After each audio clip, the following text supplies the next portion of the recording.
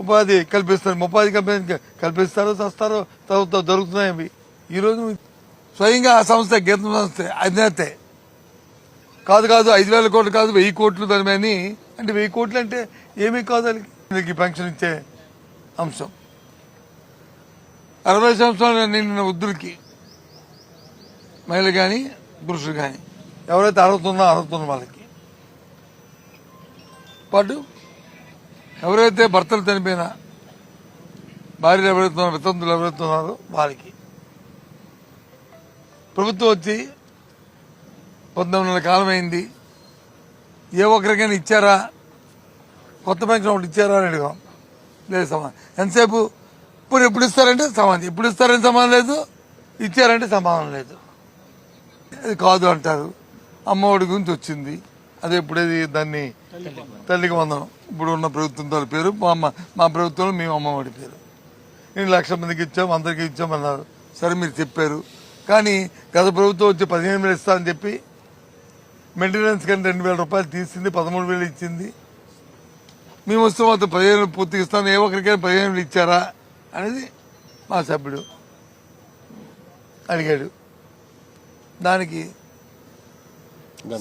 ఆ 13,000 రూపాయలు కూడా 100% అందరికీ రాలేదు. సాక్షిగా ఇంకా రాష్ట్రంలో చాలా మంది విద్యార్థులు 100 మందో 1000 మందో కాదు, లక్షల్లో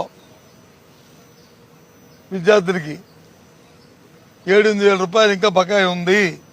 ఒకసారి ఇప్పటికైనా చెక్ చేసుకుని ఆ ఇవ్వాల్సిన ఆ లక్షల మంది ఎంత ఉన్నారో, ఆ 2 లక్షల 3 లక్షల 5 లక్షల అందరికీ కూడా ఈ శాసనసభ సెషన్స్ లోపల వాళ్ళందరూ తెలుసుకుని ఆ సమస్య పరిష్కారం చేద్దాం ఆలోచన ఈ ప్రభుత్వం ఎవరికీ లేదు.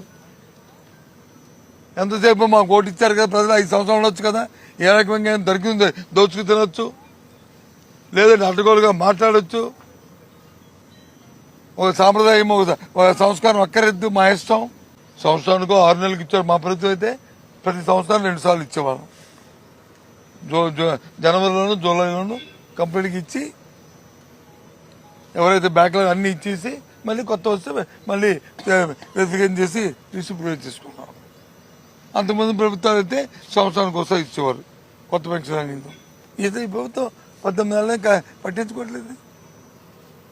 భూములు లేదు, అడ్డగోలుగా దోచేస్తున్నారే. సొంతంగా ముఖ్యమంత్రి కుటుంబానికి ఇందాక చెప్పినట్లు 5,000 కోట్ల రూపాయల భూమిని తీసుకుంటూ కాదు 1,000 కోట్లని ఆ సభ్యులైతే ఆ కుటుంబం చెప్తున్నారే. చాలా